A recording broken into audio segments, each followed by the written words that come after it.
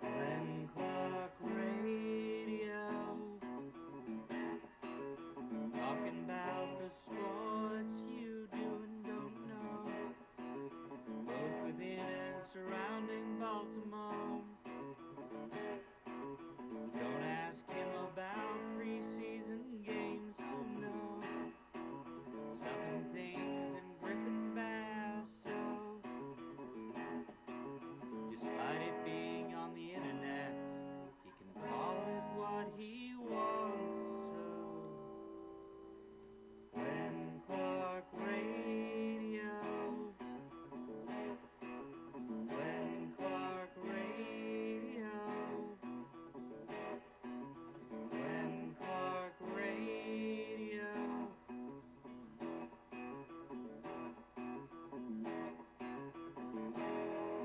Duke sucks.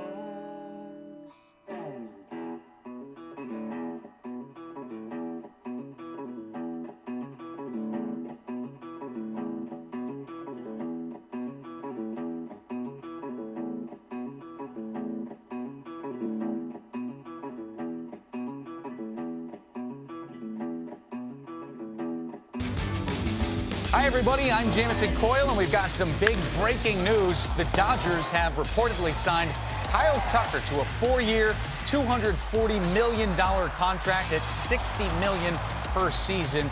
That includes opt-outs after years 2, as well as year number 3.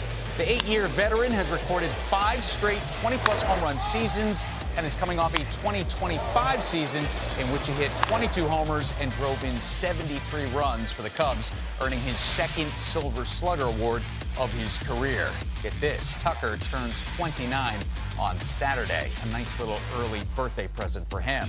Keep it right here on MLB Network as this story develops. we can move there. There we go. Good morning. It is Glenn Clark Radio. I'm Glenn Clark. That's courtesy of MLB Network, obviously, is the big breaking news overnight. Just nice, really nice to see a team, get in the mix, finally throw themselves out there and go for it a little bit. And, we've been wondering when a poor Mormon franchise like the Dodgers might finally get involved. And there you go. They get the Kyle Tucker, 4 years, $240 million. Friday edition of the program. It's not just me today. Stan the Fan Charles, Chief Grand Poobah, here at Press Box is here. You know him. And in for Griffin today, who I think might be quitting. I'm not certain. There were a couple rumblings. Yeah. I don't know, but I think that might be what he was quietly trying to do. We do need it is Stan. what it is. Hang on, we'll get. He's here. All right, there you go. It is what it is. No, he's not there. It's the other one. They're all up. Try. Are they all muted? No, sir. No, sir. That's awkward. Testing 1, This 2, is 3. awkward. He's definitely not there. Here, switch out his microphone with the other microphone there. Yeah. And see if that We have works. another See if microphone that- right underneath here. Yeah, right. And let's just see if that works. Yeah, just Testing. Yeah, that one works. Big and why loud. don't you pull that one off, and Take we'll this just use one that out. one instead today, and then we'll figure out what's going on later. Yeah. That'll be a problem. How's that now? Couldn't God. sound better. So couldn't good. sound better. Listen, I like Griffin, but if it's the end, I would say he Jim had a good. Morrison did a song called "This true. Is the End." I'd say he had a good run, but Well, I mean, he's not forgetting to plug in a mic right off the bat. that is a good point. Not a great start for Caleb. Caleb, from Reeta and Glenn, is here with The us Dodgers signed Kyle. Was it Ottenheimer? No, or they Tucker? went with Kyle Tucker. Okay. Kyle Tucker. Kind of surprised that they didn't Yeah. take a chance on Kyle Ottenheimer. Look, look, man, I don't know. All of the feelings that everybody has are very valid. They are. It's incredibly frustrating for all baseball fans. Then there's your team could do it too if they wanted to. Kinda they could. Well, I mean, no. Not everybody has the same luxury. Yes, that's the reality. The reality is, while we can say that every team and every billionaire owner could, it's not practical that every team could. It is bad for the sport overall that the Dodgers just became the new Yankees and just sign all of the players. All of these things are true. Is anything going to change? My gut tells me no. Probably not. My gut tells me that this is when everybody says this is why baseball is going to implement a salary cap, that they're never going to be able to, short of really being willing to lose an entire season, maybe multiple seasons over this, there's just no way that that's going to be the end result of all of this. It's frustrating. It's frustrating as hell. But the only chink in the armor of the players is, and I've talked to some people about this, not at any great depth, but is the turnover in players now. You know, the game has become much younger now. Mm-hmm. So I would need to talk to an economist or something, or somebody that really knows the economics. I'm so of glad the you brought sport. that up. Joining us now, Dan Silverstein. Dan, get in here. Come on, he just walked in. Right. How's half for timing? But is the concept that they've sort of broken the union's strength by going much younger, so that these players, a higher percentage of players, haven't earned a lot of money, and maybe there's a chink in the union's armor that they've turned over. Okay, so is your so we all know the 2026 season is going to go as planned. Right. The assumption from a lot of people is that there will be a work stoppage going into 2027. Right. Normally, like, I think the way that a lot of people are thinking about it is, okay, so they'll miss maybe sometime, Right. maybe spring training, Right. and sometime. maybe it'll prove to be like 2021, right? Right. Like where there was a little bit of time. They don't go to spring training until April. They do like 2 weeks of spring training. Right, and they start April 27th. Yeah, and then they do some wacky bits. Wouldn't be a bad idea. Right, maybe they do schedule some more 7-inning doubleheaders or something. Yeah. Who knows? In order to try to get a full season in. And if that's the case, right, like then we're all going to work under the assumption of they're not actually going to end up. Everybody's going to get together and say, "Look, we'll give you this, but this, an actual salary cap, Right. to me would require an entire season being missed." And then your point of, and there's a lot of players who haven't made the absurd money that somewhere in like July of that year They cave. they say we can't do this anymore. If they really are, if they're willing to lose an entire season over this, then who knows? But I don't know that I believe the owners are willing to lose an entire season either over it. Yeah. And my gut just tells me in the end, they'll try to fight for it. They'll do everything in their power, but it's not going to lead to a salary cap. You're still not going to be able to get there without something like that occurring. Yeah. What's Plan B for the owners? I mean, just to capitulate back to the players. I wonder, are there other things in a collective bargaining agreement that they're really aiming for? So they're Let's dangle the salary cap out there, knowing we're kinda not like going to we're get gonna it. invade Greenland, When What are we really going to do? We're going to invade Alaska. We've already got it. No, we what really would want be? the mineral rights? That's a fair question, Caleb. What Yeah. would be the secondary thing? So if you'd be like, "Yep, we know we're not going to get the salary cap," what are they kind of hoping to achieve? Yeah, then? I don't. That's what I don't know. I don't follow the economics of the game. I follow it commensurate with, writing a couple columns. The other things they appear to be fighting for are lowering the luxury tax threshold, which, like, again, would not seem to benefit. It seems like that's antithetical to what we're talking about. And what's happening, like restructuring revenue sharing. Obviously, the TV rights are going to be a big part of this conversation. International draft owners are pushing for a stricter draft-like system for international talent to curb spending in that market.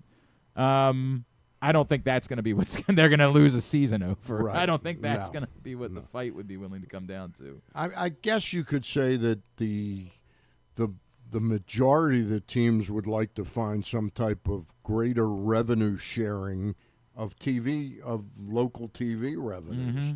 But I mean, if you're the Dodgers or the Yankees or the Mets and have those, or the Red Sox and have that kind of local revenue, do you really want to share it with the Pirates? course you and don't. Tampa No. Bay. Right. You know, Obviously you don't. You're Right. already sharing a lot of money with those. 100%. You have no rates. interest in it. Now, somebody would say, well, that's only 4 of the owners. You'd like to Yeah. think that all of the rest of the owners could maybe get together and win that battle. Stage a Yeah. reverse coup Yeah, with like I a mean, bunch. But Yeah. but is that practical? Yeah. No, I don't think it's practical. I think this is what you're up against. And again, it really does seem to be they want to say they're going to dig their heels in on a salary cap. Now, again, why would the Dodgers want a salary cap? I mean, I guess the argument is why wouldn't every team want a salary cap, right? Like, Right. why, it means The that Dodgers don't want to give up their competitive advantage. Their competitive advantage is pretty significant 100%. in their TV revenues, and the fact that what gets lost a little bit in this. Yes, there's more people in Los Angeles than Baltimore, but is the fact that they draw 50,000. Stan the Fan coming in with his hot takes. There's more more people people. in L.A. than Baltimore. Yeah. But they show up for the games. They draw 50,000 fans a game. Yes. 48,000 I mean, fans. you'd also add that they've won 3 World Series in the last 5 years. That goes a long way to getting people to the games. I mean, for what it's worth. I mean, honestly, that's what they have to do. The Dodger Stadium, middle of nowhere, man. Okay, but it's still Dodger Stadium. Yeah, when you get it's there. iconic. Yeah, for sure. It's Dodger Stadium that we're talking about. The Kyle Tucker part of it, I think the next question is what is the fallout from Kyle Tucker ending up with the Dodgers? There was a lot of rumblings yesterday that it looked like it was going to be the Mets, and there were some very cryptic tweets from Steve Cohen during the course of the day where... I mean, it turns out the Mets weren't even really in the ballpark. And so now the question is, what was Steve Cohen doing on Twitter? Was he thinking that, was it related to Framber Valdez and not actually related to Kyle Tucker? Are they actually in on Cody Bellinger? Or both. Or was he so was he so unaware of what the numbers were going to be for Kyle Tucker that he genuinely believed they had made the best offer there was to Kyle Tucker, and now he was waiting. It was a very weird day with everybody thinking like, oh, is this about Tucker or is this about Valdez? Well, it turns out, not even there, right? Yeah. Like, not even in the conversation. I mean, it's been a weird week. We talked about it last night. Weird things happening. I guess this is the cherry, right? I'm trying to think of what I want to read. What the exact let me know when you see smoke is what Steve Cohen tweeted. That was 16 hours ago. So what time would that have been? 3:10 yesterday. And what time did he actually sign? Like about 7 o'clock? No, it was later. Eastern? So I did the math wrong. If 16 hours ago means it was 8 hours past now. So what time? 7:10. 7:10 last night. Steve Cohen tweets, "Let me know when you see smoke," and then he follows it up. For those who don't understand the Pope election reference, we are waiting for a decision. That's all I know. Which, like, what kind of, that's such weirdo behavior from a billionaire owner of a team.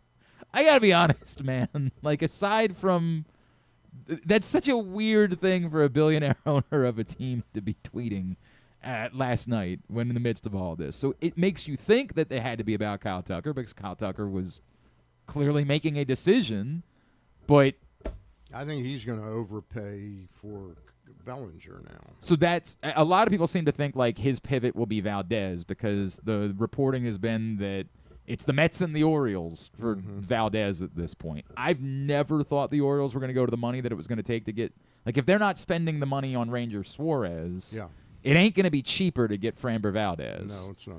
And if they weren't going to, it's very hard pressed. And I understand the Mike Elias relationship. I understand that there is, you can pay. End of the day, it comes down to the dollars, you know. And That's unless another hot take. there you go. Yeah, right. He's firing him out today. Yep. Stan pulled all of his best material for today. Yeah, I was a little disappointed that the Orioles wouldn't go to 130 for Suarez. That seems like a very practical number that the Orioles should be able to. yeah. If you're not, look, I get it. You're not going to go 300 for Dylan Cease. I understand that's not going to be the case. As you and I talked about at the time, I was kind of flummoxed that they weren't going to be willing to do either the Amai or the Michael King deals that were all essentially 3-year, but a series of 1-year deals. It seems like exactly the type of deal that the Orioles would have wanted to do. In retrospect, the Michael King thing my thing were the guys to get. And I get it. Yeah. Like, maybe those guys, just for whatever reason, really wanted to go to the teams that they signed with and would not have taken the same deal in Baltimore. Unless that ground ball percentage that Valdez has is so attractive, and the relationship with Mike Elias, and that's the part. Maybe we'll find that out. That Mike Elias has always zeroed in on Framber Valdez, has always been waiting. He felt like he was negotiating against himself, so he wasn't going to keep raising that number. The Blue Jays, to their credit, said, we are just going to knock that. We don't care. They blew everyone out. Right. We don't care. We don't care that this isn't this player's market. We're just going to pay a number, pay a tax, so that we have a guy. And will it work out for them? I have no idea. You know what team is fascinating in all this is the Phillies. I looked at them. I said, let me just sort of revisit who because they're favored now to get Bo Bichette, unless some team goes wild for him. By the way, it was Steve Phillips who said it was the Mets and the Orioles for Valdez. It's one thing for Steve Cohn to put his foot down and say we're getting Valdez. But he may have a team president that's not going to lose his job over it, but who really is disinclined to go to 6 or 7 years on a 32-year-old pitcher. So that might come down to he'll defer to his team president who he hired. And just say, no matter what, I'm going to back out on it. And again, it comes. But getting back to the Phillies, let's say they signed Bichette. Their lineup gets lengthened significantly, and they've got Trey Turner, Bichette, Schwarber, Harper, and they probably wouldn't get Real Muto, but they've got a really powerful lineup. No question. Have you looked at their starting rotation? Yeah, after losing Suarez, they didn't really go out. They didn't do anything. Yeah, they've really. And they're not going to have Zach Wheeler, as far as I know, for the entire year. Oh, it's the entire year? I think it is. Oh, I mean, that's. Well, tell me what. But anyway. They've got a Aaron Nola, who I won't call him a suspect, but he's certainly not coming off of an incredible year that you've got him penciled in as a 1-1. You know, I mean, he might be stepping backwards a little bit. Then you have Luzardo, and who's the other pitcher?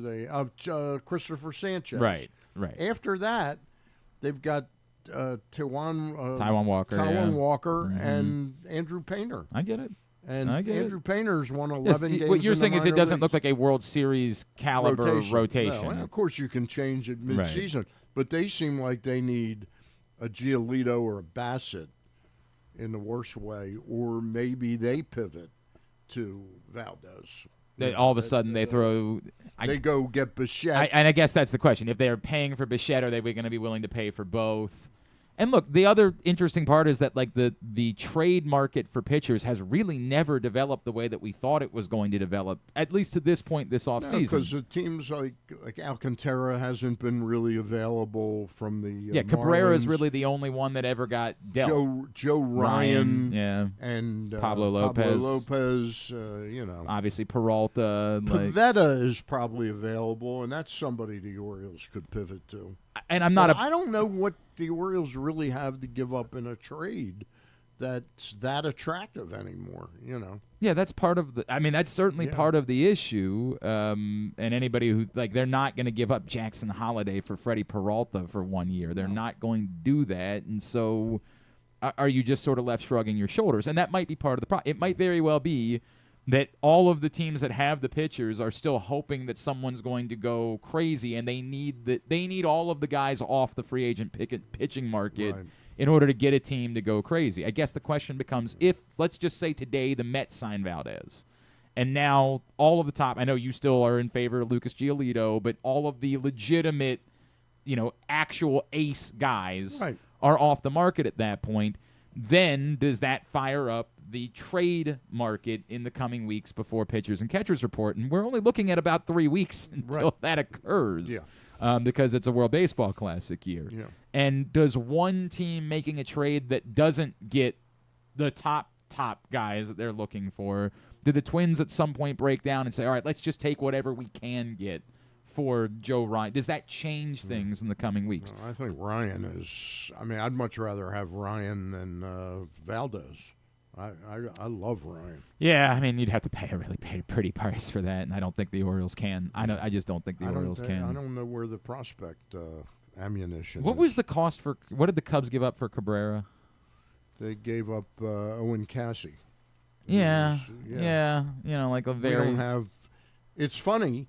Kobe Mayo is about a year and a half removed from being an Owen Cassie level prospect, but Not at the his moment. body of work didn't establish himself. They don't have any of those players at the moment. They don't have a top 50 type of guy that you can use to go. I'm going to make one crazy prediction that has nothing to do with anything. I've played fantasy baseball since 19. I was really hoping it was going to be the next place we're going to invade. Right. I was really hoping that it was going to be like This is we're going to Guam now. This is a hot take. I've played fantasy baseball since 1985. It is getting harder and harder to keep leagues together. If there is a lockout in 2027, are you out? I'm not saying out? I'm out. Oh, okay. I'm saying that I think about 30 to 35% of old leagues that are guys my age that are in those leagues Are just done. I get that. Yeah. I get that. Look, and that's significant. I mean, this is a hobby that's a passionate hobby of baseball fans for 40 years. And one of the issues that baseball has dealt with is that the majority of their existent crowd is older. Yeah. And so if, to your point, you think there's danger. I mean, you hate baseball because yes, you're you young. know that. Everybody knows that. Oh, I'm not. Yeah. You think I'm young? Man, you would love my story, Stan. Yeah. I didn't like baseball until I was like 26, 27, and then I jumped in. I'm like their poster child for like getting the new. I guess I'm not part of the younger generation what caused anymore. you to get into baseball? I went to a game, and I mean, starting That's to. nice. Yeah, right. I had never been. It I was a little league lacrosse game, guy. actually. It's a Wandered little league over. There were t-ball. some 8-year-olds I said, "Look at playing. He was that." like, "This is beautiful. They throw the ball 17 times." And look, he's sitting down picking flowers. So nice. It's not sport for me. But I just really enjoyed the atmosphere, and then starting to work in sports media covering the team, it became more fun for me to just ingest all of the baseball, right? Like, I love the Orioles. I became a fan. Right. But I just started to fall in love with the pitcher dynamic, with the batter. And funny enough, I got my father to do it, who's in his mid-50s. He hated baseball his whole life. And now he's like, he's all in. Got him an Orioles hat and everything. So they're doing a lot of good things. But they've said if there's a lockout, effing forget it. We're right back. We're whip They're gonna snakes start a- guys. I'm and nothing right else. back They're to gonna whip start a snakes. fantasy league. Yeah, they're gonna slide in. Yeah, but we're going to make a lacrosse fantasy league now because baseball's going to be out in 27, right? We'll see. We will see. Look, I understand all the reaction to Kyle Tucker. I do. I get it. It is just, it hits like a wet fart, man, when Kyle Tucker signs with the Los Angeles Dodgers. It is just awful for baseball. But if you're a Dodgers fan, no You're doubt, eating it up. Bring it on. you're very Bring it excited on. about it. All right, But they've Stan. only made 2 pickups this offseason. Yeah, they haven't signed everybody. You're right about that. They only signed the best Right, elite pitcher in the game. correct. Like- And arguably the top 5. but other than players. that, Yeah, other than that. They've been let- quiet. They've let some other players go to other teams. Actually, they did How sign. nice of they, them. they signed Andy Ibanez. That's going to be the one, too. I That's think gonna that's be going the to, at one. the end of the year, we're going to look back and say that was the That moment. was the shrewd when they move. claimed their That third was straight the World piece. Series. That was going to be the one that we look back on. All right, Stan's here. It's a Friday edition of the program. If the Orioles do make a move, Stan will, of course, hop on Facebook and YouTube, and he'll be talking about it. As always, Stan's shows are brought to you by the Costas Inn. There are 2 great locations now for the Costas Inn. The original on North Point Boulevard in Dundalk, the new one in Timonium at the Grandstand, and the original is where you're going to find the great Rick Dempsey next Thursday night, January 22nd. Rick's just going to be hanging out at Costas Inn at 4100 North Point Boulevard. Signing an autograph, taking pictures, maybe singing a song. If I know Rick, he would. It won't take much cajoling to get him to start singing. Next Thursday night, 6 to 8 p.m. There's no tickets. There's no, do I need to pre-register? No, you just need to go to the Costas Inn, which alone, you'd be at the Costas Inn. You'd be enjoying, I know Stan's a Maryland crab soup guy. I'm a cream of crab soup guy, and the I'm a Costas Inn. both. You're a half and half I'm man? a half and half Who guy. doesn't enjoy the half and half? I stand by. Their cream of crab is damn near the top, if not the absolute top of all cream of crab soups. And I've tried telling everybody the crab jalapeno poppers as well. Just trust me on this. The Costas Inn next Thursday night, North Point Boulevard, 6 to 8 p.m. with Rick Dempsey. Coming up in about 20 minutes, we're going to continue. All week, Stan, we've been chatting with folks around the country about the Ravens head coaching candidates. We're going to go to L.A., where Jesse Minter is the betting favorite to be the Ravens' next head coach. He's now the betting He's favorite. become the betting favorite. Kris Rhim, who covers the Chargers for ESPN, is going to join us. Former Ravens beat writer for the Baltimore Banner. So we will check in with Kris and find out a little bit about what Jesse Minter has done in L.A. Stan, you were out in Owings Mills this week for the Ravens end-of-season press conference. We've obviously discussed it ad nauseum all week. And I know you wrote about some of your big takeaways, but let's do the audio version of that, some of the quick hits to you that most stood out from that event. Well, I was happy to hear. First of all, I was happy to hear from Steve Bisciotti, and I thought he really hit it out of the park. I thought he had a great press conference. His first answer to Jameson's question, and I forget what the question was right this second, but he was sort of stumbling around, and I said, boy, he's really rusty. And then the rest of the press conference, he didn't miss a beat. So it was good to hear that. It was also really good to hear his reasons for dismissing John Harbaugh. Again, I think they were about 3 to 5 years too late on this. You know how active I was on that. And I don't wish anything, I didn't hate John Harbaugh. I did not like him as a football coach. I wish him nothing but the best with the Giants, and the NFL's stronger if the Giants are a good team, and I think that John can take them to be a good team. I don't know that he's suddenly going to take them to the promised land. I also was really happy to hear that the club is much more engaged this time around, actively having talks with Lamar Jackson quite frequently. And in fact, that Steve Bisciotti is really in touch with him, has invited him into the process somewhat, made it clear, and I thought it was very profound. He'll have a say, but he won't have the power. I'll have the power. And I thought it was my most interesting takeaway, and it's one that Jeff Zrebiak wrote a day later, was the take that if I were betting right now, and Jesse Minter may be the betting favorite, it sure sounded to me like they're going to be in heavily on a group of coaches that would have been the hot coaches like 3 or 4 years ago, that they feel they're extenuating circumstances why they failed in their most current and truthfully, we know they are in on like 7 of their 11. The 7 of the 11 they've interviewed so far have been previous head coaches that someone would say had failed. Right. Not someone who left on their own volition or necessity. 7 of their 11 that they've interviewed. They've got 15 known candidates, so there's still a few more that they haven't interviewed yet, but we know they've requested to interview, so that number will change. They have not interviewed me or Peter Schmuck. They did interview Caleb, though. And actually, Caleb? that's if you want to know the truth, that's why Griffin isn't here. He's today. also Yeah. interviewing. That's for why the Griffin's he couldn't- in. He's he couldn't interviewing make it. today? Correct. Yeah, I gave In him the list. Seattle? Yeah. Yeah, it's weird. Yeah. But you know how this is. They don't want people to know, so they wanted do to- things. So they flew him to Seattle Right. to Zoom with them. Yeah, it's weird. It's weird how that works. The time difference helps them. That's all. By the way, I did try to explain this to somebody. Like, if they were to be interested, let's just say they were interested in Marcus Freeman or like Kurt Signetti, somebody like that. Yeah. They can't be a candidate for the job. A college coach cannot be a candidate for an NFL job anymore. Unlike back in the day when like Ralph Friedgen would go fly to Tampa and we'd all be like, oh, we'll see how it works out.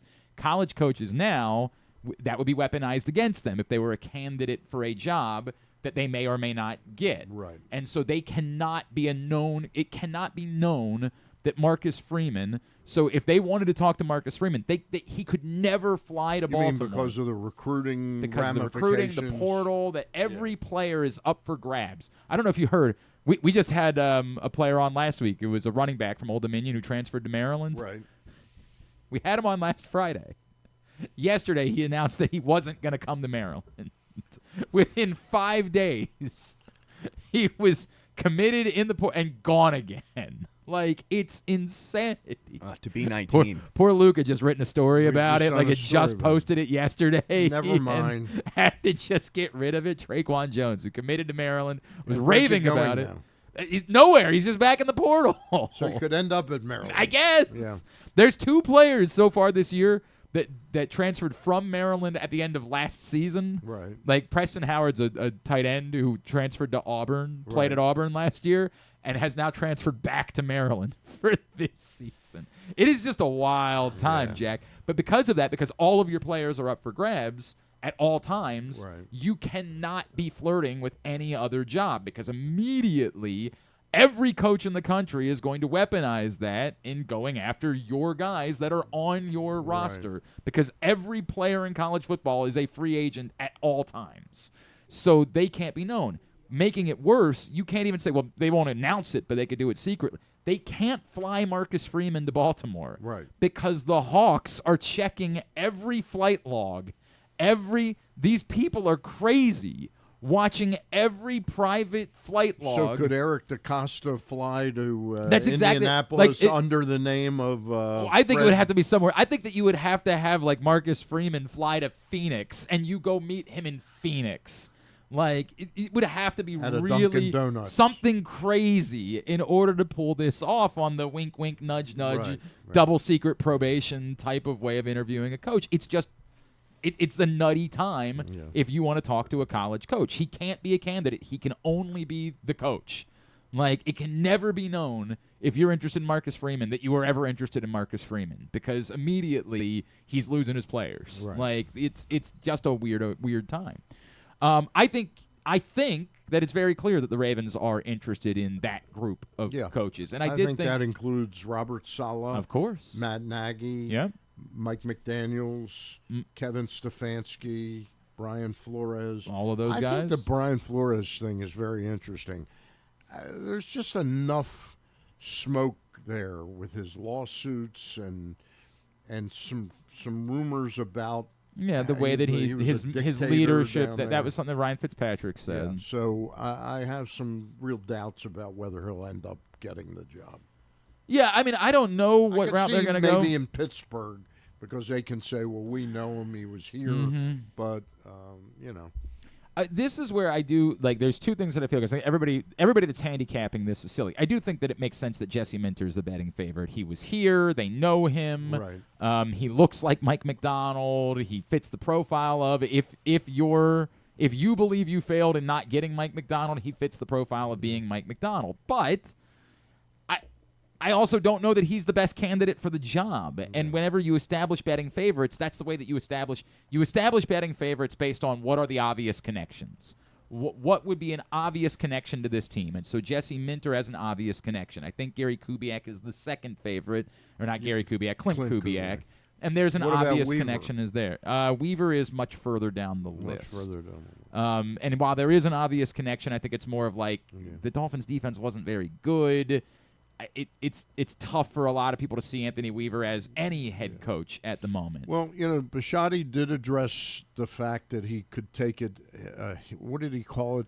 He goes, I could be hit pretty hard on the fact I hire a coach with a losing record. You know, but I still think that that's where they're leaning. I think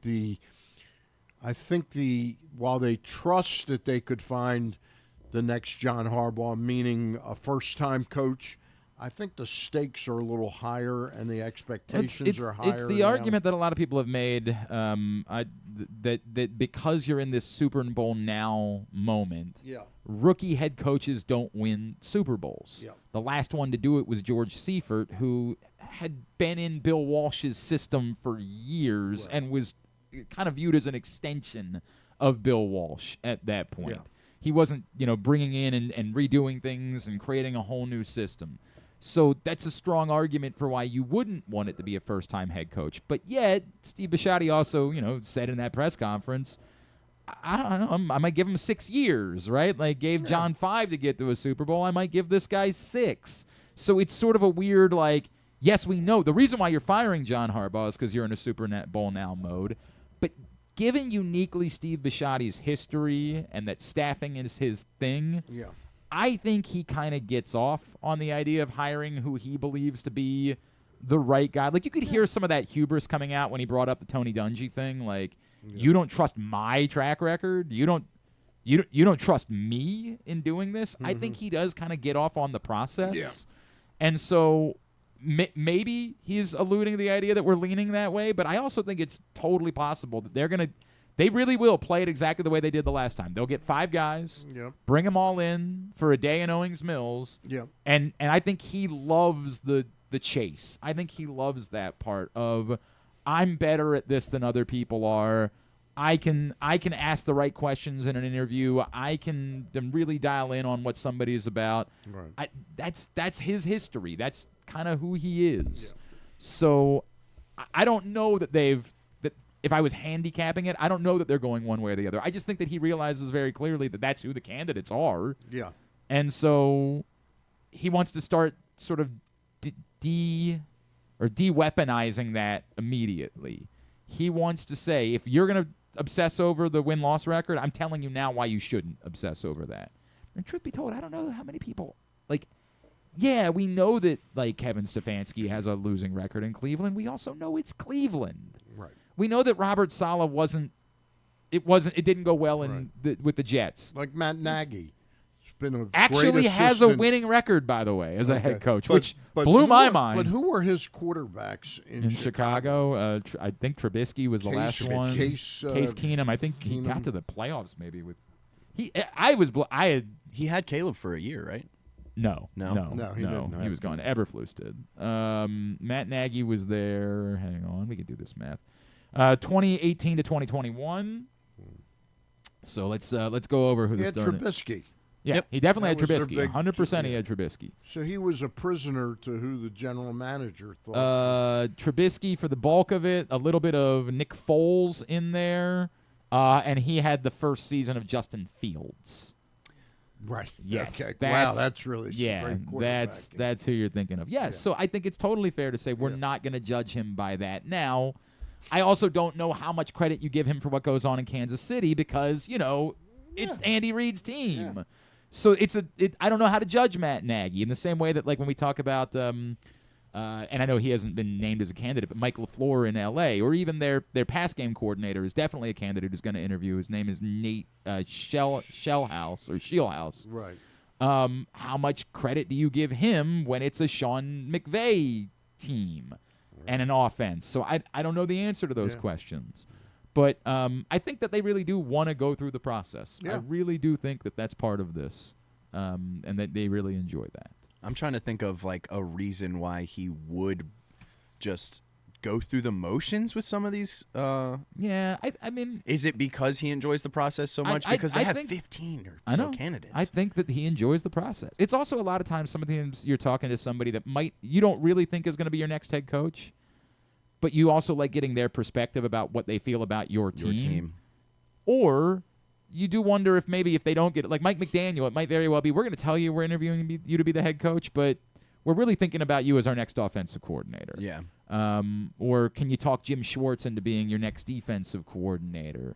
Although, again, that's one that I would throw on that pile of, I think we have pigeonholed Jim Schwartz at this point that he can only be a coordinator. When I think we've forgotten, like, we've given Dan Campbell all the credit for how he turned around the Lions, forgetting that the Lions were utterly moribund until Jim Schwartz showed up and he turned them into a playoff team. Like, I don't think he's going to be the guy. I think it's extraordinarily unlikely that Jim Schwartz would be the next head coach of the Baltimore Ravens. I just think that in thinking about all of these guys more, I don't know that it's as crazy. I just think we've all decided Jim Schwartz is only a defensive coordinator now. And truth be told, I think he's actually probably a bit more qualified than even Robert Saleh is. And Robert Saleh is a very hot name to be the next head coach of the Ravens. So be kind of a cool story to have a local. It'd be amazing, but that wouldn't be the reason I'd hire him. No, right? No, but it would be a cool story. It'd be awesome. We'll come back in. We will talk more about Jesse Minter. Kris Rhim covers the Chargers for ESPN and former Baltimore Banner Ravens writer. He'll join us next. Stands here. It's a Friday edition of Glenn Clark Radio.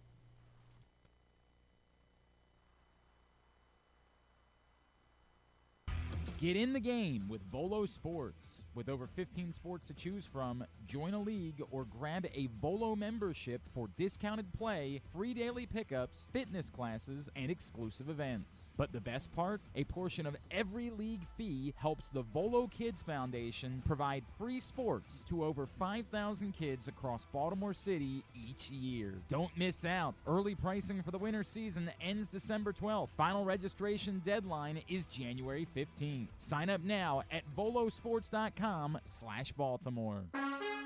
This January, go for the gold at Live Casino and enter to win the ultimate winter experience. Earn the entire month of January, and on Saturday, January 24th, you could be one of 25 lucky winners to take their place on the podium and win a share of $50,000 in prizes, including a trip to the 2026 Winter Games in Milano Cortina.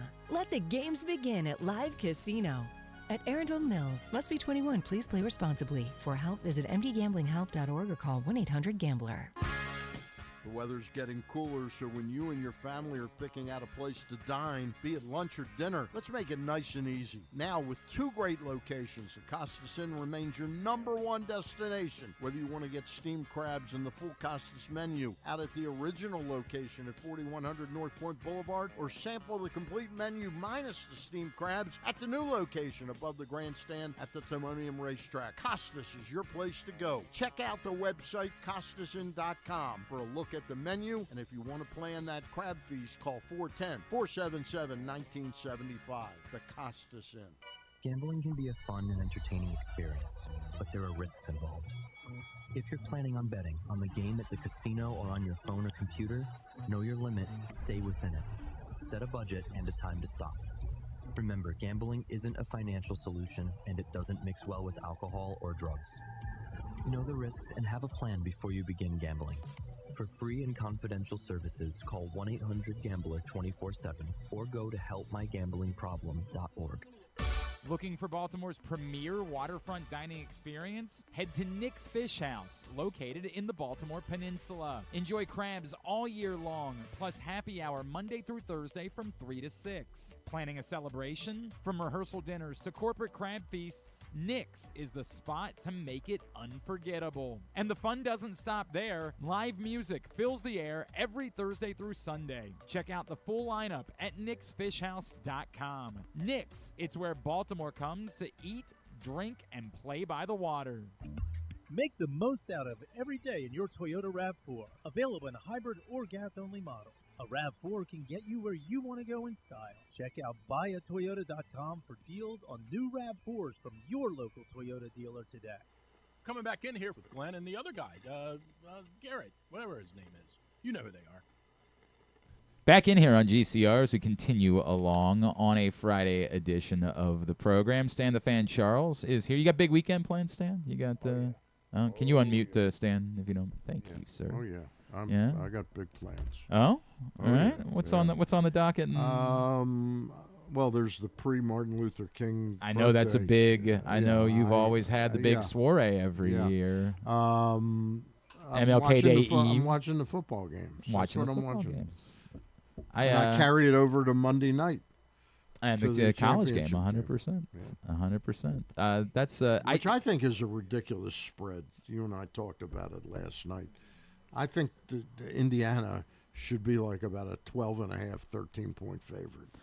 The way they've played, I completely agree. I see this a 3-touchdown game. I know Miami's been really good defensively, but I don't know, man. It just seems like Indiana is a machine at the moment, like just an utter machine. Yeah.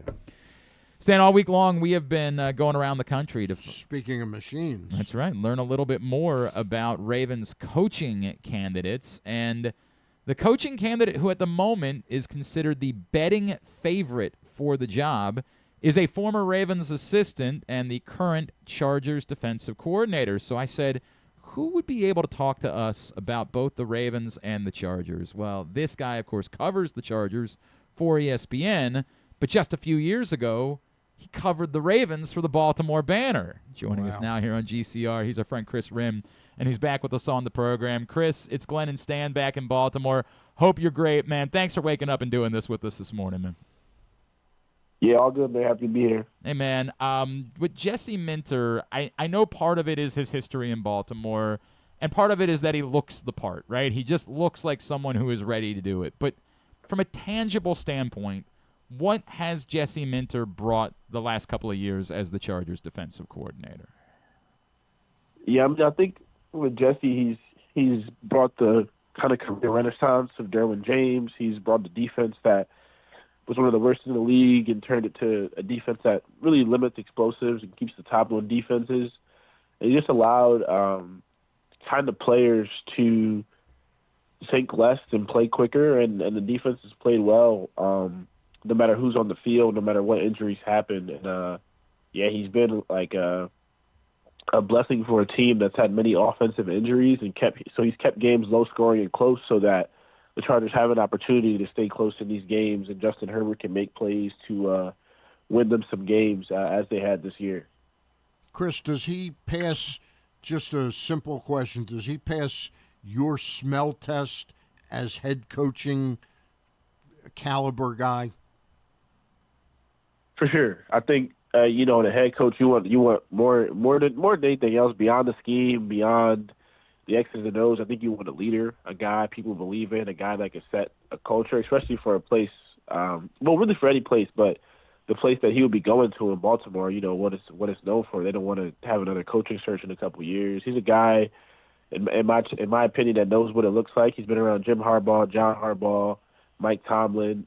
He's been around some great coaches, so he passes the test. The guys believe in him, and he's great at delegating too, empowering his assistants. So, yeah, I think so. A lot of people around here, Kris, have made the comparison to Mike McDonald, right? Have said that this is the guy you go get because you didn't go elevate Mike McDonald a couple years ago. Do you see, having covered both of those guys, do you see the comparisons and the impact that I get it. What Mike McDonald's doing is insane, and maybe it's unfair to say that you expect someone to do that so quickly, but do you see those parallels? Yeah, I mean, for sure. Also, considering they run a similar defense and, they followed each other at Michigan, there's definitely significant parallels, right? If you feel like you missed on Mike, then Jesse is the guy that you would probably want, right? So, yeah, I see those parallels for sure in terms of the defense they run, but also there's a lot of parallels. Well, there's some parallels in the Chargers defense, and just there's the personnel, the people that the Ravens have, and I think that starts with like a guy like Kyle Hamilton, right? Mm-hmm. I think he would employ him the same way he employed, a Derwin James. You guys have a better quarterback than the Chargers have, and Marlon Humphrey, but there's a lot of similarities in that defense. I'm not sure if Marlon Humphrey is still that guy anymore. I know what you're saying, Kris. I'm just not sure. It's been a rough year. Kris Rhim covers the Chargers for ESPN. He's with us here on GCR. Kris, it's funny you bring that up. I know one of the big storylines, like if I think if somebody were to plaster, here's why we love Jesse Minter, it would be that before Odafe Oweh arrived in L.A. this year, he hadn't recorded a sack in Baltimore, and then he ended up being the most impactful edge rusher that was dealt at the deadline this year.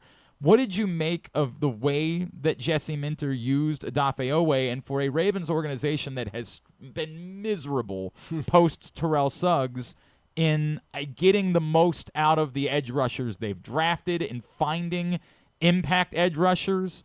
Do you feel like he's the type of coach that can get the most out of a young group or maybe a group that just has not been able to live up to expectations to this point? Yeah, I think he's going to put guys in positions to win, right? And I think the thing with Odafe, right, like somebody was asking me the other day, like why was he so productive in L.A. and not in Baltimore? I think it's twofold, right? I think one, well, maybe threefold, I guess, but the Jesse uses Odafe and the Chargers edge rushers in this 3 edge rusher package of like no passing situations, particularly on third down with Khalil Mack, Tuli Tuipulotu, and Odafe, and they really get after quarterbacks. Like it's every time they're together, one of them's getting a sack or a pressure or the play's going to be kind of a dead play, right? So I think, one, rushing next to Tuli Tuipulotu, who had 13 sacks this year, and Khalil Mack changes the looks that you're going to get, right, for Odafe, right? So he's now seeing maybe more one-on-ones or seeing, the protection shifted another way, right? But 2, I think it also matters when when you're a first round pick and a team trades you at 27 years old at a premium position, that's an indictment on you, right? And I think Adafe has said as much, right? He knows what it means and what it meant to be shipped off, right? Like, they didn't think that you were good enough. They didn't believe in you. And I think sometimes a change in scenery, a little bit of motivation can, be kind of a kick in the butt for a player and motivate them to play a certain way. So while I think Jesse had a hand in that for how he schemed Adafe up and everything, I also think some of this is Adafe's doing it and his motivation. I think that's fair. I think it's a really fair point. Kris, it's kind of hilarious to suggest that this would be a knock on Jesse Minter, but it's been brought up by a lot of Ravens fans because a lot of the same people are fans that wanted Mike Macdonald to be the next coach, and it would have been the exact same concept. But one of the things you'll hear is, I don't want to just keep going to the Harbaugh tree. I want to get away from the Harbaugh tree and the Harbaugh way of doing things. I guess it would be twofold. One, do you feel like that's what would Jesse Minter as head coach of the Ravens just sort of be an extension of Jim Harbaugh, John Harbaugh, who he's worked with for so many years? And then maybe if he is that necessarily a bad thing for the Ravens considering the success that the Harbaughs have had? Yeah, that's what I was just going to say. I was going to say, what is so bad about that? Yeah. I don't know. I was going to say, what would be so bad about that? I'm not really sure. But again, to answer your question, we don't know what Jesse looks like as a head coach because we've never seen it. And all he's seen is, he's seen, guys from that Harbaugh tree. So I would imagine it looks that way. It's also like, if you wanted Mike Macdonald, like, are you saying he approaches it, or fans saying he approaches it the Harbaugh way? Now, all of a sudden you don't want that. I think, to me, I associate the Harbaugh way with a consistent competitive team, right? Physical team, tough team. I think that's what Macdonald's Seattle team looks like, right? But he does it in his own way, right? So it'll be maybe some Harbaugh elements, right? But ultimately it'll be Jesse's spin on it. I think the Ravens should get the best guy regardless of, what tree he's from. I think that would be a bad way to look at it, especially considering both Harbaughs are pretty successful coaches. So a lot of teams would die to have, a Harbaugh tree or the success the Ravens have had for the last 18 years. Kris, if he has a weakness, where do you think that might be? If he has a weakness, I think that that's a good question. In terms of as a defense, I think that at times this year, the Jesse hasn't been prepared or has gotten out schemed by coordinators who are really creative in the run game, like Liam Cohen, for example, in Jacksonville. Like they ran a lot of misdirections and they ran a lot of these schemes that play with the defense's eyes, right? Like they make you. They're doing a bunch of stuff behind the line of scrimmage. They make you look one way and then do something the other way. The D linemen are getting washed and they're cutting back and finding open lanes. But after the Jacksonville game, for example, even in the Colts game that happened too, but after both of those games, the team adjusted, and when teams try to do that to them in the future, they were prepared for it. So I would say that's the point I noticed for him. That I would say, and then I think another weakness just by design is that he's never done it. He's never been in front of a team as a head coach, especially, how is Jesse Minter going to respond to following John Harbaugh, right? Like that's not any small feat. So I think that's just a weakness by design of his, non-experience. Well, I can wrap with that, Kris, because I would say one of the questions we're asking about all candidates is this is a Ravens team that wants to win a Super Bowl right now. This is a little bit different when they hired a coach in 2008 and they were going to be drafting a rookie quarterback and there weren't a lot of expectations. They fired John Harbaugh because they weren't aggressing towards a Super Bowl. They want to win a Super Bowl right now. So do you feel like he has the maturity, he's the readiness that he could step in even as a rookie head coach learning on the job and be ready to compete, not just to compete, but to try to go win Super Bowls? Yeah, I think he could be ready to do that, right? Because, at the end of the day, like, what else are you doing it for, right? Like, he's not coming in there to say, yeah, I want to just go through the motions in my first year, and they have the personnel and the players to do so. And I think the biggest thing, and I've said this a few times, is that like he knows what it looks like at the collegiate level and at the pro level in terms of what the foundation you need to set, the things that you need to do to have like sustained winning and to compete for a championship. So I think that Jesse is prepared. But again, as you do when you're hiring a first-time head coach, we don't know what that's going to look like with Jesse. So we'll see. But I would think he's prepared from the guy I've been around. You can kind of just feel it, the way the players talk about him, the way people describe him, that he has that head coach aura and material. He's Kris Rhim. You can be giving him a follow on Twitter. It's at Kris, K-R-I-S, Rhim, R-H-I-M, the number 1. And, of course, you see all of his stuff, ESPN.com. Kris, really appreciate you taking a couple of minutes for us early this morning out there, man. Thanks so much for doing this. Let's talk again real soon, all right? Yeah, no problem, man. Appreciate it. Thanks, Kris. It's Kris Rhim, covers the Chargers for ESPN. Jesse Minter, similar to Clint Kubiak, the son of a football coach, his father, who is also on the Chargers. You mean Mr. Minter? Yes, Mr. Minter, exactly right. How did you come up with that? I used to watch the TV series, Mr. Minter, that's the way. His father is Rick Minter, who did he coach? He was the coach at the University of Cincinnati for a little while. Bearcats. That's correct. You guys think some of you are like Stan's getting Jim up there, Schwartz. right? I'm like Jim Schwartz, you cannot get anything past this guy. You can't do it. It was a coaching lifer, Rick Minter, and so how much has that rubbed off? His father and Mick Cronin were both head coaches of the Bearcats. That is true. They were One not in basketball, right? And they were not there at the same time Never whatsoever, meant to right? imply I don't know that there's any connection there whatsoever. But some of the things that we've argued would be strengths for like a Clint Kubiak, the ability to build a staff, maybe that would make him. I think it's one of those things when you're looking for how could a rookie head coach overcome and speed up the process.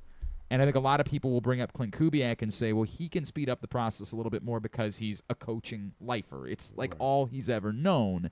And because of the connections and the relationships with his father, it probably would be easier for him to build an experienced veteran staff of coaches that maybe another rookie head coach would not be able to build. And I think that might be a similar story, given that Jesse Minter is the son of a coach, someone who's been around coaching his entire life, that would be able to put it together perhaps a bit quicker than others would. Better to be a son of a coach than a son of a bitch. There you go. He's got all of them, man. All of them today. He's got every. This is some of the top stuff. He's been rehearsing actually for today's show. I used that line. Yeah, right. He found out Griffin wasn't going to be here today, and he's like, I better You really can't step see me it right up. now. I am dying. Better at that. really step it up. Stan, I've never heard that. I'm not even lying. Also, right to now. be fair, do you know that he's not both? Like, that's all I can say, right? Like, do we know that? Yeah, that's a great point. We don't Great know point. that, so you got to keep that in mind. But it is better to be. I still agree with you about that topic. All right, before we get out of here today, Janet Marie Smith, the legend herself, is going to join us. There's a very cool event on Monday. If you've got the day off of work and you're a baseball fan, there's something going on that you should know about. She'll tell us about it next. Stan's here. It is a Friday edition of Glenn Clark Radio. The weather's getting cooler, so when you and your family are picking out a place to dine, be it lunch or dinner, let's make it nice and easy. Now, with 2 great locations, the Costas Inn remains your #1 destination. Whether you want to get steamed crabs and the full Costas menu out at the original location at 4100 North Point Boulevard, or sample the complete menu minus the steamed crabs at the new location above the grandstand at the Timonium Racetrack. Costas is your place to go. Check out the website, CostasInn.com, for a look at the menu, and if you want to plan that crab feast, call 410-477-1975. The Costas Inn. Get in the game with Volo Sports. With over 15 sports to choose from, join a league or grab a Volo membership for discounted play, free daily pickups, fitness classes, and exclusive events. But the best part, a portion of every league fee helps the Volo Kids Foundation provide free sports to over 5,000 kids across Baltimore City each year. Don't miss out. Early pricing for the winter season ends December 12th. Final registration deadline is January 15th. Sign up now at volosports.com/Baltimore. Gambling can be a fun and entertaining experience, but there are risks involved. If you're planning on betting on the game at the casino or on your phone or computer, know your limit, stay within it. Set a budget and a time to stop. Remember, gambling isn't a financial solution, and it doesn't mix well with alcohol or drugs. Know the risks and have a plan before you begin gambling. For free and confidential services, call 1-800-GAMBLER 24/7 or go to helpmygamblingproblem.org. The latest edition of Pressbox is available now, and it's our annual Best of issue, celebrating the top people, performances, and moments of 2025 in local sports. On the cover, we recognize 4 of the most significant athletes of the year: Orioles pitcher Trevor Rogers, Navy quarterback Blake Horvath, Maryland basketball star Derek Queen, and our 2025 Mo Gabba Sports Person of the Year, Ravens safety Kyle Hamilton. Pressbox is available for free at over 250 locations throughout the region, including your Baltimore area High's Dairy stores. Plus, you can read the entire issue online at PressBoxOnline.com, where you can also find great betting advice and the best daily coverage of the Orioles, Ravens, and Terps.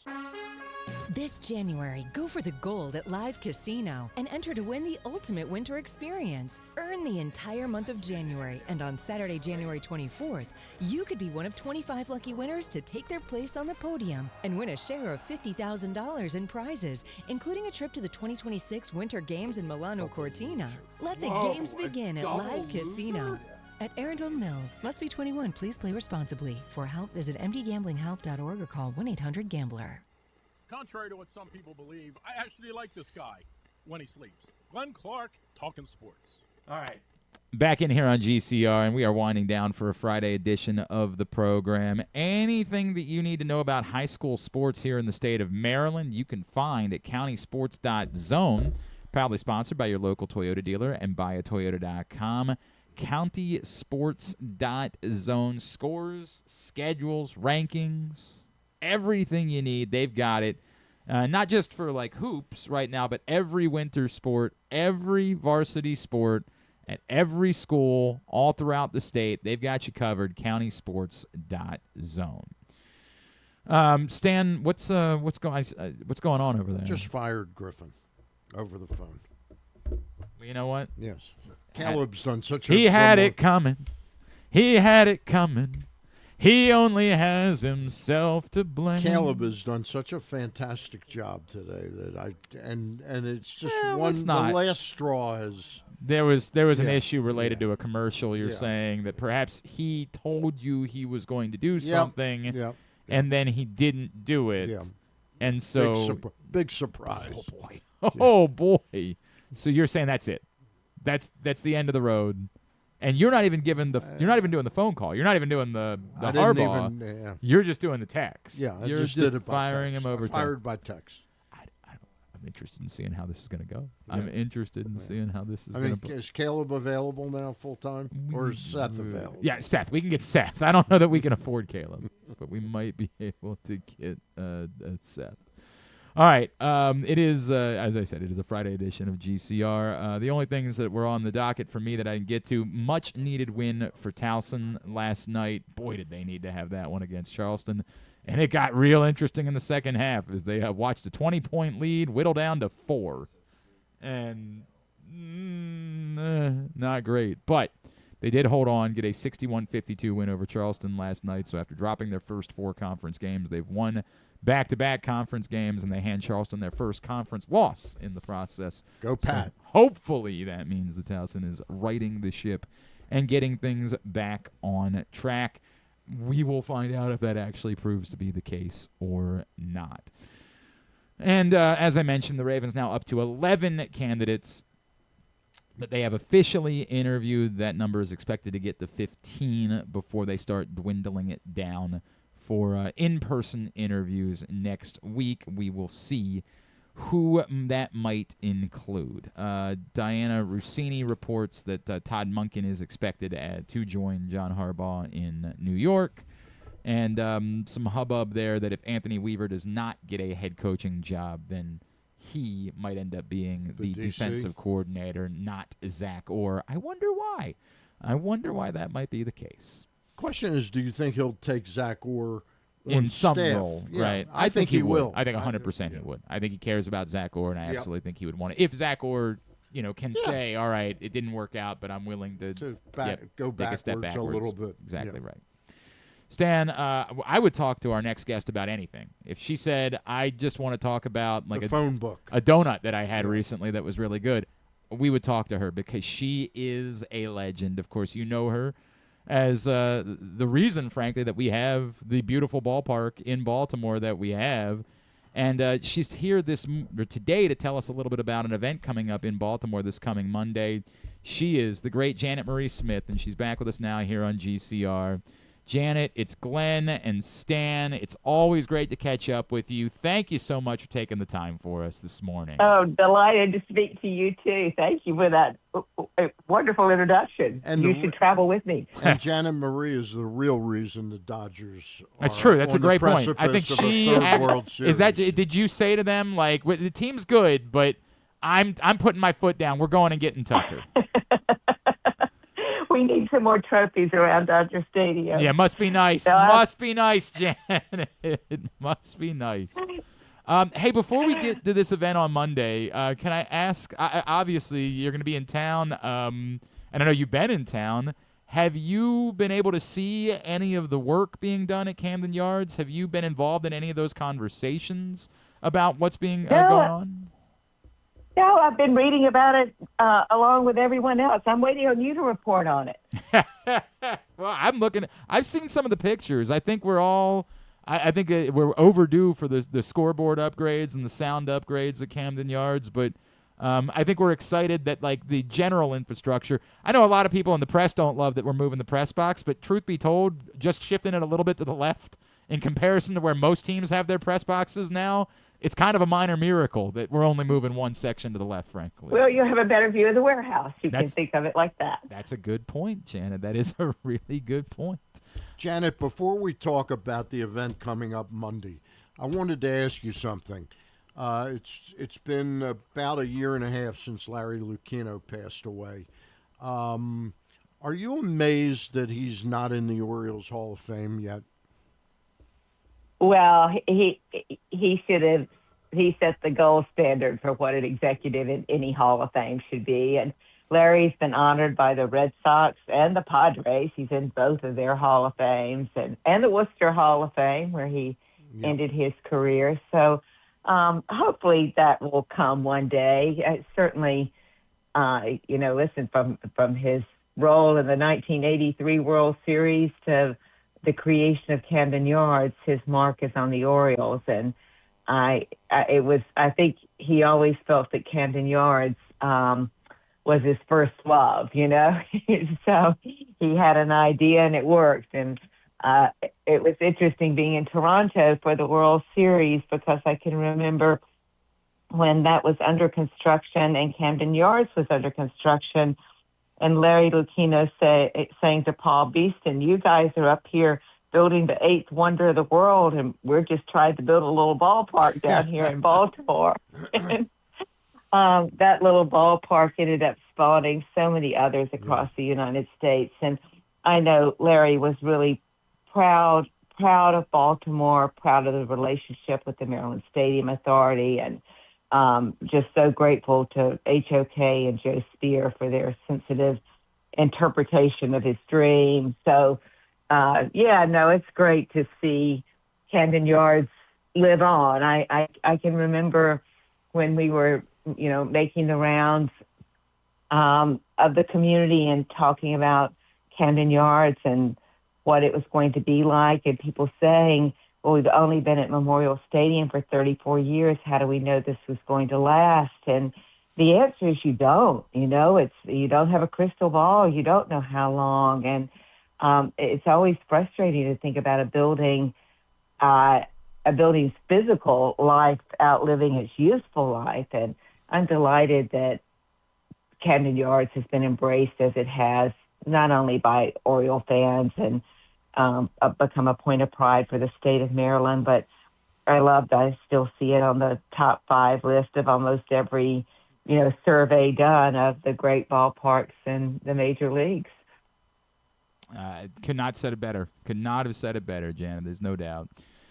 Janet Marie Smith is with us here on GCR, and there is an event coming up this Monday. It is a holiday for most folks, and there's a great way for you to spend it learning a little bit more about baseball, Janet, can you tell me about your involvement with SABR and everything? Everybody's familiar now with SABR metrics, but what this is all about and what you guys are doing on Monday.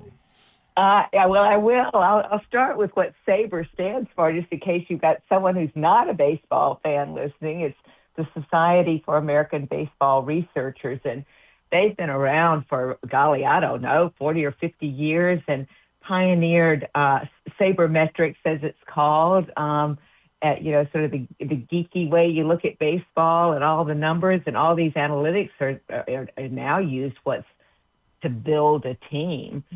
So the Baltimore chapter, affectionately known as the Babe Ruth chapter of SABR, and a nod to this being his birthplace, is hosting an all-day event on Monday, open to the public for $49 if you want to register, and it's at Peabody Heights Brewery, which is home of the first Oriole Park, Terrapin Park. So we like to think about having conversations about baseball sort of with the ghost of that building surrounding us. What I think is exciting about doing that on Monday, which is also Martin Luther King Day, is that it gives us a chance to talk about how baseball and what role that played in MLK's, how it influenced him, and he and Jackie Robinson had a very close relationship, and we often think about Jackie Robinson for his, breaking the color barrier and how important that was to baseball and what an amazing athlete he was. But if you listen to Jackie's words or go back and read them, you can see that he and Dr. King were very much of like minds on how Americans should be treated in the civil rights movement. And Tyrone Brooks, who is with Major League Baseball, is going to start the day by talking about that.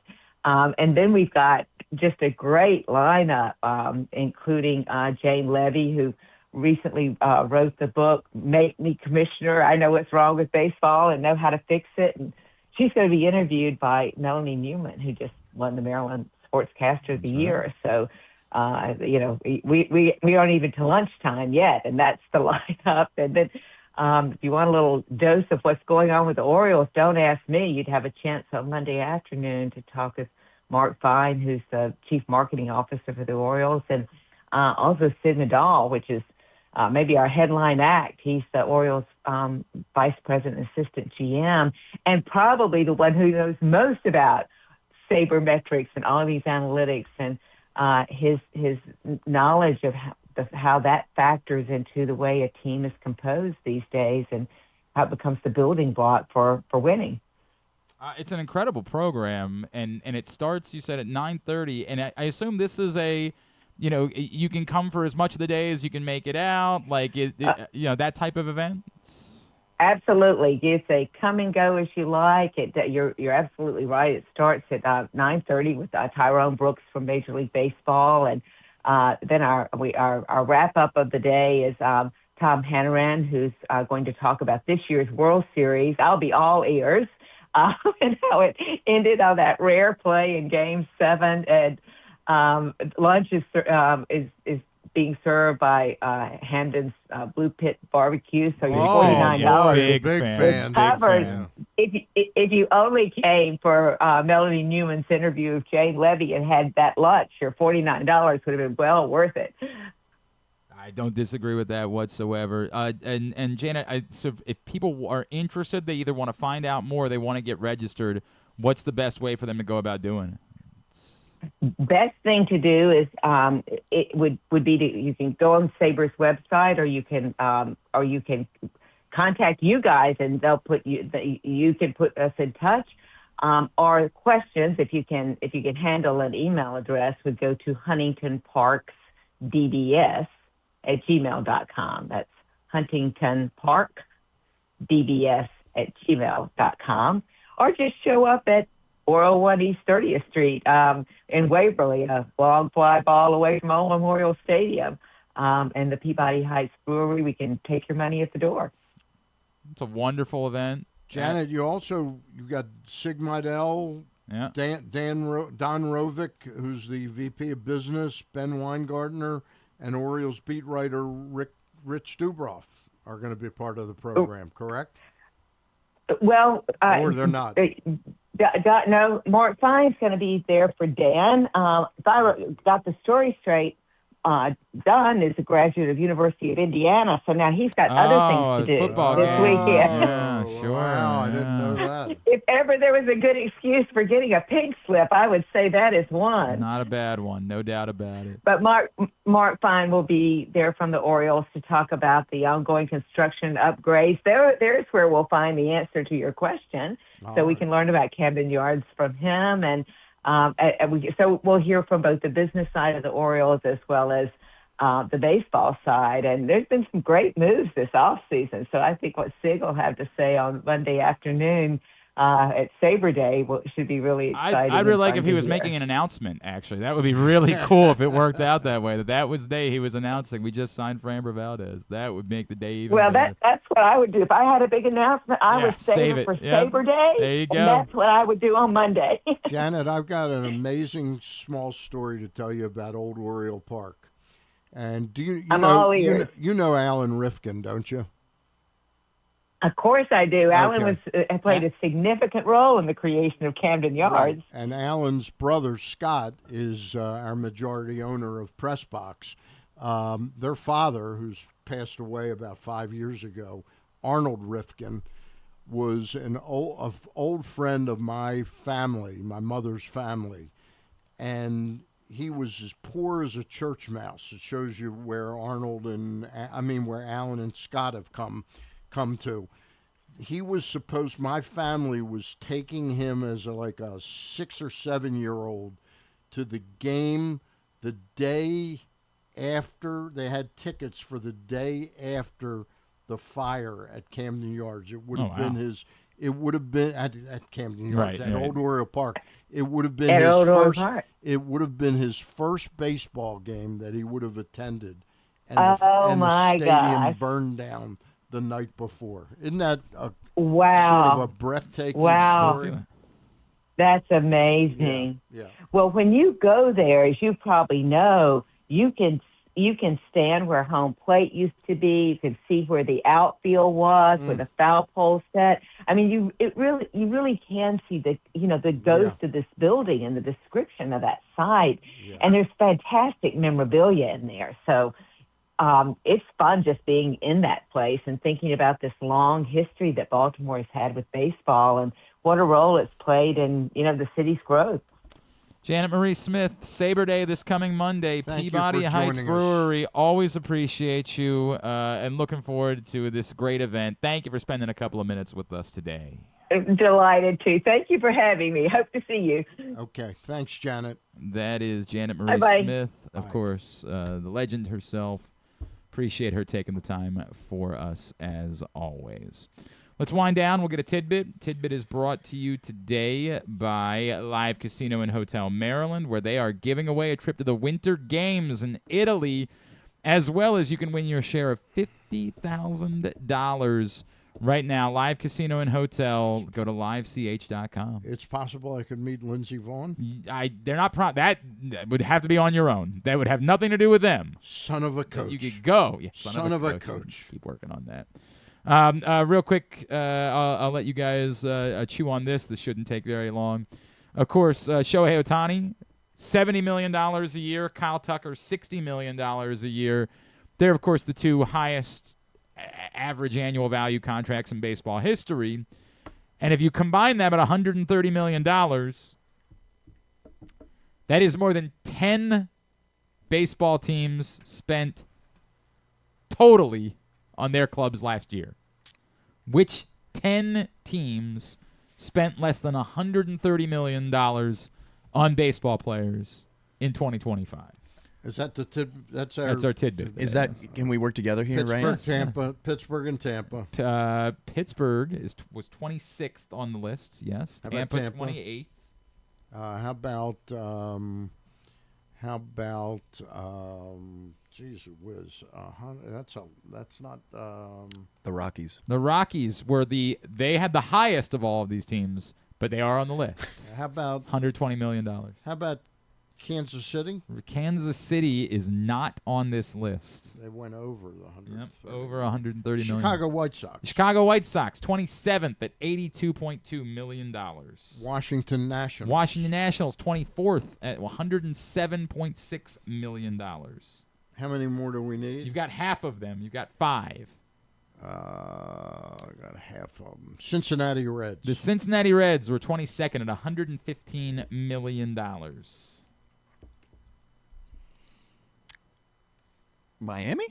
Miami at the dead bottom spot, $67.4 million on baseball players. I should have said that with more confidence. You should have. Yeah. That's a pretty good answer. That was a damn good answer. Oh, the A's. The A's, 29th on the list, $73.1 million. Those are the 2 lowest payrolls last season. So you're missing 2 from this list, and I'm not going to say anything. 2. What's the number again? Less than $130 million. That combined number for Ohtani and Tucker is $130 million. Nope. The Orioles spent more than $130 million. Yeah, we spent $160 million last year, roughly. I'll have you know, both of these teams were playoff teams. Really? Mm-hmm. In the year 2025. Mm-hmm. Both playoff teams spent less than $130 million. Why do I want to say Cleveland Guardians? The Cleveland Guardians spent $100 million and made the playoffs. And spending $115.1 million. The Detroit Tigers? Not the Detroit Tigers. The Phillies? Not the Phillies. No, they spent. I didn't know if last year was an off year for them. 72 to Boston. Mm-hmm. Boston Red Sox? Not the Boston Red Sox. No, of course not the Boston Red Sox. Chicago? Nope. And the Cubbies? Not the Cubs, but in that division. Milwaukee Brewers, $115 million last year. Those 10 teams all spent less than the Dodgers, and I know that there's deferred money involved, so they're not spending it all at once, but still you get the point. Less than the average annual value of Shohei Ohtani and Kyle Tucker, 2 players. That's your tidbit for today. Here's what's coming up tubular-wise this weekend. It's brought to you by the Best Of issue of Press Box, which is still available at your Baltimore area High's Dairy stores and any of the hundreds of locations around town where you find Press Box. You can read it all for free as well at PressBoxOnline.com. Press Box, always free wherever you get it. If someone is selling Press Box, if you're on there and they're like, I'll give you a copy of Press Box, it's $5. Tell them to go screw, because you can get yours for free. Son of a coach. Right, son of a coach. Heard. It's not. Yeah, we'll work on it. We'll work on it. I don't know if you've heard that people are already, we don't even have them yet. People are already reselling the Tupac bobblehead on eBay. Like potential? Who's putting out a Tupac bobblehead? The Orioles. You don't know that? No. Did you not see that this week, Stan? No. The Orioles on May 15th, they're doing a Tupac bobblehead. 15,000, first 15,000. Why? Folks. Is he from? Well, he lived here for a while. And it is so popular that the price, if you want to try to pre-order, I assume this is somebody who's calling their shot there, go stand in line. The prices are up to $770. I will stand in line to get you your Tupac bobblehead. Stan the Fan. Heard it here first. For what number? What's your price? $250. $250. You want to guarantee your Tupac bobblehead. You give. All right. You and I split the $250. We get the bobblehead, then we split the $800. I get. Now, how does this math work? Because we go together, we give. I get the $250 plus the admission ticket paid. Yeah, you get to go to the game. You still get to go to the game. But well, because I won't get one with my credential. They don't still do the thing the day before where they do. Sometimes. Sometimes, not everything though. This one's a hot one. I doubt this will be a part of it. Don't know if they're going to be doing it for this one. Here's what's coming up this weekend, tubular-wise. The playoffs tomorrow. The early games on CBS. Bills-Broncos at 4:30. The late games on Fox. 49ers-Seahawks at 8. A lot of hoops tomorrow. Our picks are on. That's correct. Online. You can find those right now. Facebook.com/PressBoxSports. YouTube.com/PressBoxOnline. Brought to you by the Costa Sin. 1-800-GAMBLER and HelpMyGamblingProblem.org. Loyola's at home tomorrow, 1 o'clock against BU on ESPN+. Morgan's at Delaware State tomorrow, 4:30 on ESPN+. Tomorrow. Oh, the Australian Open gets underway tomorrow night, starting at 7 o'clock on ESPN Plus and then 10 on ESPN2. So don't bother me for the next couple of weeks. Do not all these trivial Ravens head coaching questions. That's not what I'm going to be thinking it's about. all about the AL. All I'm going to be thinking about is Yannick Sinner and Carlos Alcaraz. On Sunday, the early games on ESPN and ABC. It's Texans-Patriots at 3 o'clock, and then Rams-Bears 6:30 on NBC. NBC is also where you'll find the Maryland women. They play at UCLA at 4 on Sunday. The Maryland men, go get them, boys. Keep trying for that first Big Ten win. We salute your service. This seems like about the best chance of getting a Big Ten win. If they don't win this one, who are they playing? You got Penn State at home on Sunday at noon on Big Ten Network. Gonna be. If they don't win this one, it might turn into the thing. It might be a conference win season.